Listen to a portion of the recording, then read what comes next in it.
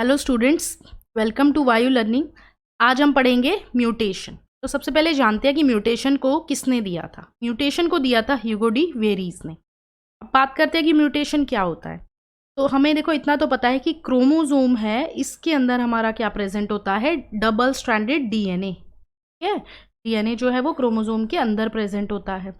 और हमें ये भी पता है कि जो डीएनए है उसका एक छोटा सा सेगमेंट कहलाता है जीन। यानी जीन किसके अंदर प्रेजेंट है, डीएनए में ही प्रेजेंट है।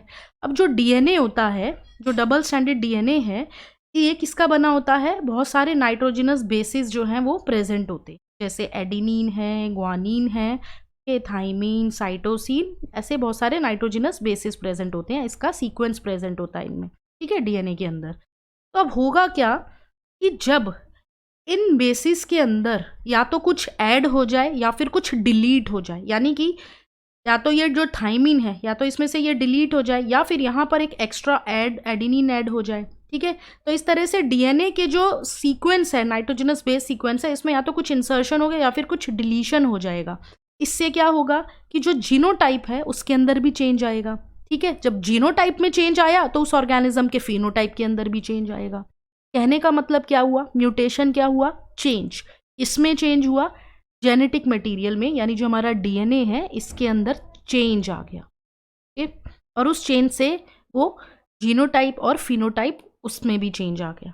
ओके, सो यही होगा म्यूटेशन। अब यहाँ पर हम आज की क्लास में दो टाइप की म्यूटेशंस पढ़ेंगे। एक होती है जीन म्यूटेशन और दूसरी पढ़ेंगे हम क्रोमोसोमल म्यूटेशन। तो जीन म्यूटेशन की हम सबसे पहले टाइप्स की बात करते हैं। तो जीन म्यूटेशन की जो फर्स्ट टाइप है वो है पॉइंट म्यूटेशन।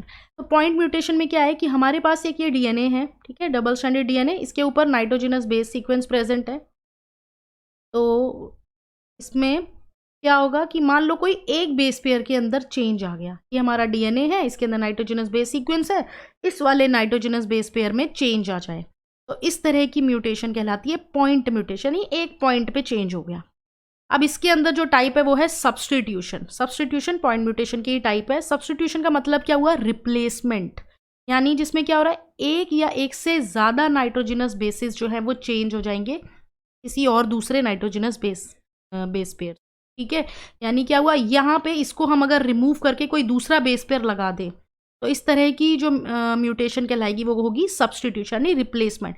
जीसी की जगह हमने मान लो यहाँ पर 80 लगा दिया, ठीक है, इसको हटा के हमने 80 लगा दिया तो रिप्लेसमेंट है। या इससे ज़्यादा हम नाइट्रोजनस बेस पेयर भी ऐड कर सकते हैं, ऐसा नहीं कि सिर्फ एक ही, और भी कर सकते हैं। ठीक, अब इसके अंदर सब्स्टिट्यूशन में दो टाइप्स हैं। पहली है ट्रांजिशन, दूसरी है ट्रांसवर्जन। तो ट्रांजिशन और ट्रांसवर्जन को समझने से पहले हम एक चीज़ समझ लेते हैं। बात करते हैं प्यूरिन्स की और पिरिमिडीन्स। एडेनिन और ग्वानिन, ये दोनों जो नाइट्रोजनस बेसिस होते हैं ये होते हैं प्यूरिन। एडेनिन और guanine, these are purines.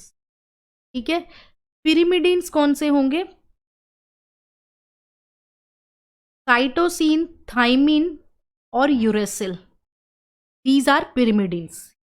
Uracil जो रहता है वो आरएनए में यूज होता है। ठीक है, अब इनकी आपस में जो है वो एक दूसरे के साथ बॉन्डिंग होती है। एडेनिन की थाइमिन से होती है, ग्वानिन की साइटोसिन से होती है। कितने बॉन्ड इन्वॉल्व होते हैं, ये सब चीज़ें जो हैं वो हम नेक्स्ट चैप्टर में पढ़ेंगे। लेकिन अभी सिर्फ हमें म्यूटेशन को समझना है, तो सिर्फ इतना याद रखना है कि प्यूरिन्स कौन से होते हैं, एडेनिन और ग्वानिन।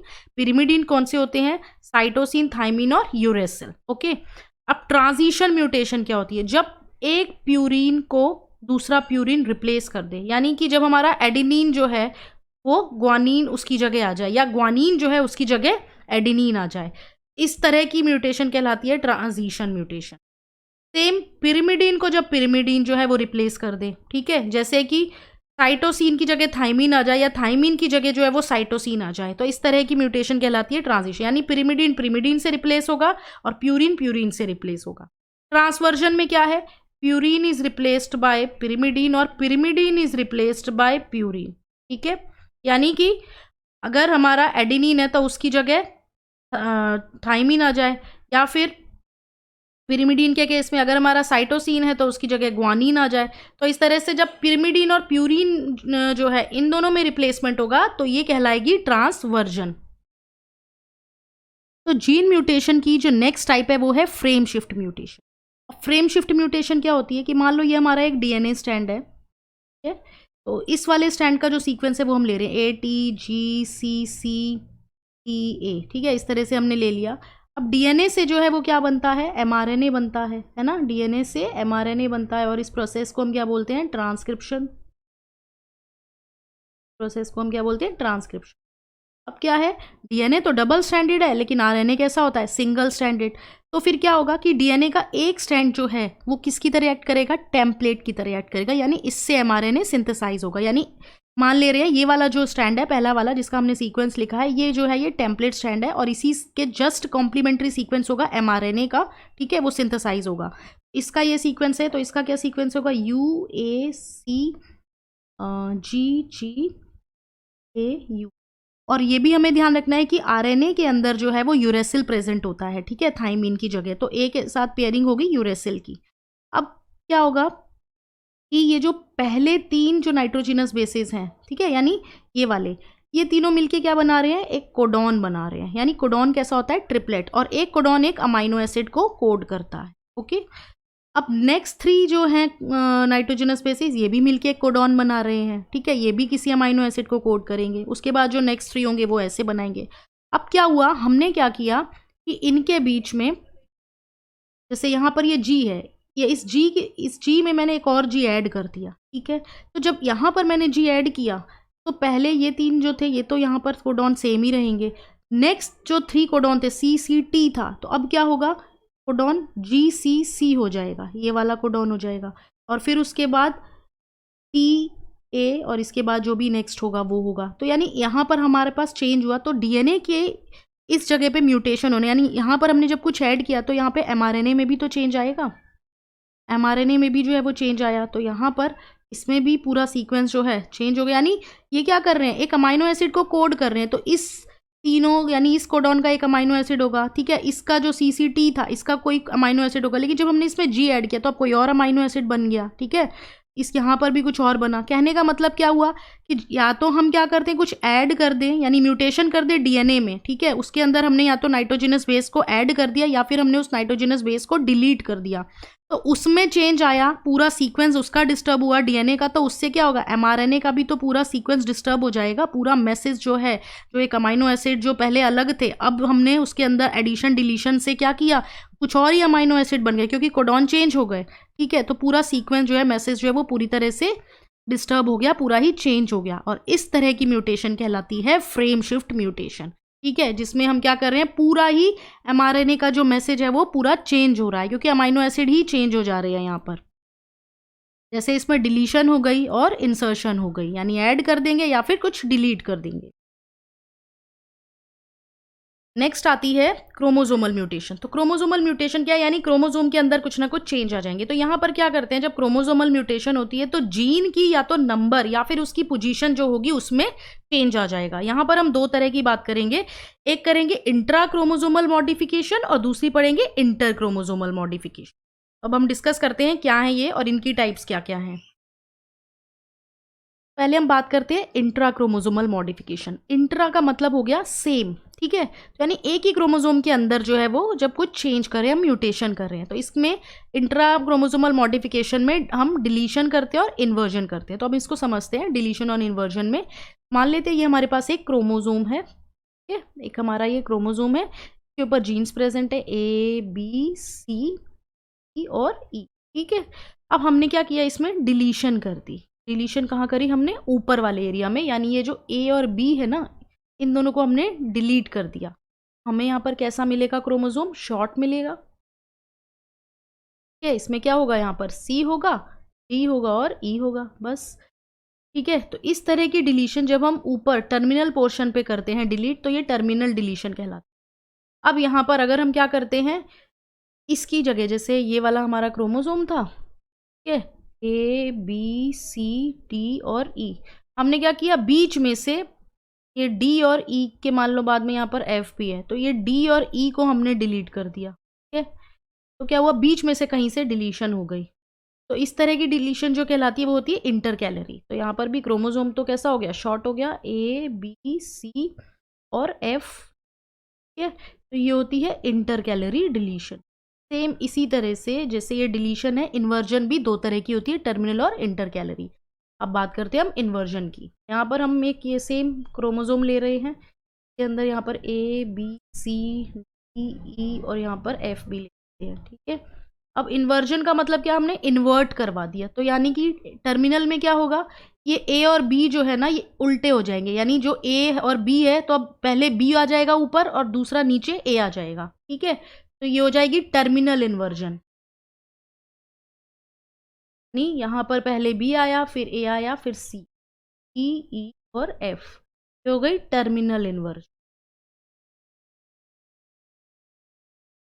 अब इसी तरह से इंटर कैलोरी इन्वर्जन भी होगी। इसमें यहाँ पर हम क्या कर रहे हैं, सेम A B और F, हमने क्या किया, इन दोनों को इन्वर्ट करवा दिया, तो अब जहाँ पे D है वहाँ पे E आ जाएगा और जहाँ पे E है वहाँ पे D आ जाएगा, तो ये हो गई इंटर कैलोरी इन्वर्जन। हमारा ये सेंट्रोम A B C D और F, ठीक है, तो ये हो गई इंटर कैलोरी इन्वर्जन। तो ये हो गई हमारे पास इंट्रा क्रोमोसोमल मॉडिफिकेशन। तो डिलीशन के अंदर हमें यहाँ पे एक एग्जांपल याद रखना है, क्राइडुचाइट सिंड्रोम, ठीक है। इसमें क्या होता है, जो क्रोमोसोम नंबर 5 होता है उसके अंदर डिलीशन हो जाती है, तो इसमें क्या होगा कि जो इन्फेंट होगा उसकी जो क्राई होती है वो स्कैट की तरह साउंड करती है, इसीलिए इसको हम क्राइडुचाइट सिंड्रोम बोलते हैं। अब नेक्स्ट हम बात करते हैं इंटर क्रोमोसोमल मॉडिफिकेशन। इंटर का हो गया कि यहाँ पे 2 क्रोमोसोम्स इन्वॉल्व होंगे, ठीक है। इसमें हम एक पढ़ेंगे ट्रांसलोकेशन और दूसरी पढ़ेंगे डुप्लीकेशन। ट्रांसलोकेशन में क्या होगा कि यहाँ पर जो हमारा क्रोमोसोम होगा वो टूटेगा और फिर अपनी पोजीशन चेंज कर लेगा, ठीक है, ब्रेक करके दूसरे क्रोमोसोम के ऊपर जाके जो है वो अटैच हो जाएगा। यानी यहाँ पर एक चीज़ आपको ध्यान रखनी है, यहाँ पर 2 नॉन होमोलोगस क्रोमोसोम्स के बीच में जो है वो ट्रांसलोकेशन होती है। और डुप्लीकेशन में क्या होगा कि यहाँ पर जो क्रोमोसोम सेगमेंट होगा कि वो डबल हो जाएगा, ठीक है। इसको अब हम समझते हैं। तो पहले हम बात करते हैं यहाँ पे ट्रांसलोकेशन की। ट्रांसलोकेशन जो है वो भी 2 तरह की होती है, ठीक है, इसको बस समझ लो। जैसे यहाँ पर हमारे पास क्या है, 2 नॉन होमोलोगस क्रोमोसोम्स हैं, A B C D E F, ठीक है। दूसरा जो नॉन होमोलोगस क्रोमोसोम उसका सीक्वेंस है U V W X Y and Z। अब यहाँ पर क्या होगा कि ये जो A और B है ना, ये क्या होगा, इसके ऊपर जाकर अटैच हो जाएगा। तो यहाँ पर हमें जो ट्रांसलोकेशन देखने को मिलेगी कैसी होगी, सिंपल ट्रांसलोकेशन, यानी यहाँ पे हमारे पास सीक्वेंस आएगा C D E और F, और जो दूसरा होगा क्रोमोसोम उसके ऊपर डबल हो जाएगा, यानी A, यानी इसने अपनी पोजीशन चेंज कर ली, ट्रांसलोकेट कर लिया, ठीक है। A B U V W I N Z, तो ये हो गई सिंपल ट्रांसलोकेशन। अब इसमें ही एक और होती है जो होती है रेसिप्रोकल ट्रांसलोकेशन। रेसिप्रोकल में क्या होंगे कि 2 जो नॉन होमोलोगस क्रोमोसोम है ये दोनों आपस में अपनी पोजीशन एक्सचेंज कर लेंगे, जैसे A B C D यहाँ पर U V W X, तो ये A B जो है ये क्या होगा, U V की जगह आ जाएगा और U V जो है वो A B की जगह चला जाएगा। तो हमें क्या मिलेगा, कुछ इस तरह का सीक्वेंस मिल जाएगा। क्या आएगा, यहाँ पर A B की जगह आ जाएगा U V C E E और F, ठीक है। और जहाँ पे UV था वहाँ पे आ जाएगा A B W X Y and Z, ये कहलाएगी रेसिप्रोकल ट्रांसलोकेशन, ठीक है। अब हम बात करते हैं दूसरी टाइप इंटरक्रोमोसोमल के अंदर जो है डुप्लीकेशन। डुप्लीकेशन में क्या हो रहा है, पहली बात, डुप्लीकेशन क्या होता है, जब अनइक्वल क्रॉसिंग ओवर हो जाती है, यानी जो क्रोमोसोमल सेगमेंट है वो जो है वो कोई जीन जो है वो उसमें डबल आ गए हैं लेकिन अनइक्वल क्रॉसिंग ओवर। इसका रीजन क्या है, अनइक्वल क्रॉसिंग ओवर। जैसे कि यहाँ पर हमारा एक क्रोमोसोम है, ठीक है, इसका सीक्वेंस ABC है, होमोलोगस क्रोमोसोम ABC, ठीक है। अब इसमें क्या है, क्रॉसिंग ओवर, जब नॉर्मली इक्वल क्रॉसिंग ओवर होती है तो क्या होता है कि ये B इधर शिफ्ट होगा तो ये B इधर आ जाएगा, ऐसे ही होता है। बट जब अनइक्वल होगी तो क्या होगी कि ये B जो है ये इसके इधर पे शिफ्ट हो जाएगा, लेकिन यहाँ पर ये वाला B नहीं जा रहा, ठीक है। So this is unequal crossing over. तो यहाँ पर क्या हुआ, सेगमेंट डुप्लीकेट हो गया ना, यहाँ पर A B आ गया और ये B जो इधर शिफ्ट हो गया B, अगेन यहाँ पर C आ गया और यहाँ क्या बचा, सिर्फ ए और सी बचा, क्योंकि यहाँ तो बी गया ही नहीं, ठीक है। तो ये हो गई डुप्लीकेशन। अब हमने म्यूटेशंस तो पढ़ ली, अब हम पढ़ते हैं म्यूटाजेंस। म्यूटाजेंस क्या होते हैं? जब हमें आर्टिफिशियली म्यूटेशंस करवानी होती हैं तब उस केस में हम कुछ फिजिकल और केमिकल एजेंट्स यूज़ करते हैं जिससे म्यूटेशन हो जाती है। तो इन एजेंट्स को हम बोलते हैं म्यूटाजेंस। तो यहाँ पर हम पढ़ेंगे पहले केमिकल म्यूटाजेंस, फिर उसके बाद पढ़ेंगे फिजिकल म्यूटाजेंस। तो केमिकल म्यूटाजेंस में सबसे पहले बात करेंगे इनकॉर्पोरेशन ऑफ बेस एनालॉग। यहाँ पर हमारा जैसे 5 ब्रोमो यूरेसिल जो है वो एक बेस एनालॉग है। यानी क्या होगा, नॉर्मली जो हमारा थाइमीन होता है, ठीक है, ये थाइमीन जो होता है ये एडेनिन के साथ पेयरिंग करता है, ठीक है, लेकिन ये यूरेसिल इस थाइमीन को रिप्लेस कर देगा, सब्स्टिट्यूट कर देगा और एडेनिन के साथ पेयरिंग करेगा, ठीक है। इसी को हम बोलते हैं बेस एनालॉग, ठीक है। तो जब हम बेस एनालॉग को इनकॉर्पोरेट कर देंगे तो इस तरह से म्यूटेशन हो जाएंगी और ये कैसे एक्ट करेगा? As a chemical mutagen. Next जो है केमिकल म्यूटाजन वो है मिथाइलेटिंग एजेंट। तो हमारा जो नाइट्रोजन मस्टर्ड है, नाइट्रोजन मस्टर्ड, ये एज अ मिथाइलेटिंग एजेंट की तरह एक्ट करता है और ये क्या करता है, नाइट्रोजिनस बेस के ऊपर, जैसे मान लो साइटोसिन है तो साइटोसिन के ऊपर जो है ये क्या करेगा, मिथाइल ग्रुप को ऐड करा देगा। मिथाइल ग्रुप को ऐड करा के उसके अंदर मिथाइलेशन करवा देगा, ठीक है। तो यहाँ पर फिर ये म्यूटेशन इंड्यूस करवा के क्या करेगा, ट्रांसक्रिप्शन रेप्लिकेशन जो है उनको प्रिवेंट करवाएगा, ठीक है। तो ये नाइट्रोजन मस्टर्ड जो एक्ट करता है एज अ मिथाइलेटिंग एजेंट, क्या करता है, नाइट्रोजिनस बेसिस के ऊपर मिथाइल ग्रुप को ऐड करवा के मिथाइलेशन करवाता है और इस तरह से ट्रांसक्रिप्शन रेप्लिकेशन ये सब प्रिवेंट हो जाती है। नेक्स्ट है एक्रीडीन डाइस। तो इसमें आपको एग्जाम्पल ध्यान रखना है। एक्रीडीन डाइस कौन कौन सी एक्रीडीन डाइस? प्रोफ्लेविन और एक्रीडीन ऑरेंज। एक्रीडीन ऑरेंज ये दोनों ही एक्रीडीन डाइस हैं। ये क्या करती हैं, डीएनए के अंदर नाइट्रोजिनस बेसिस के बीच में इंसर्ट हो जाएंगी और क्या करेंगी, म्यूटेशन इंड्यूस करवा देंगी, ठीक है। यानी ये फ्रेम शिफ्ट म्यूटेशन करवाती हैं, ठीक है। तो ये कहीं पे भी नाइट्रोजिनस बेसिस के अंदर इंसर्ट हो जाएंगी एक्रीडीन डाइस और क्या करेंगी, या तो डिलीशन करवाएंगी या इंसर्शन कराएंगी, यानी फ्रेम शिफ्ट म्यूटेशन जो है वो ये करवाती हैं एक्रीडीन डाइस।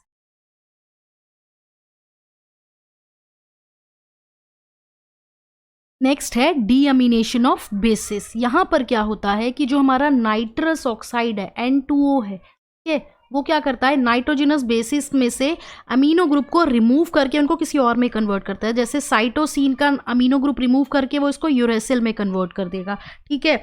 ऐसे ही ग्वानीन का जो है ये नाइट्रस ऑक्साइड क्या करेगा, N2O अमीनो ग्रुप को रिमूव करके ये इसको ज़ैंथीन में कन्वर्ट कर देगा, ज़ैंथीन, ओके।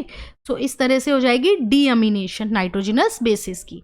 अब नेक्स्ट म्यूटाजन जो है वो है फिजिकल म्यूटाजेंस। इसमें जो है वो हाई एनर्जी रेडिएशंस और टेम्परेचर आ जाता है।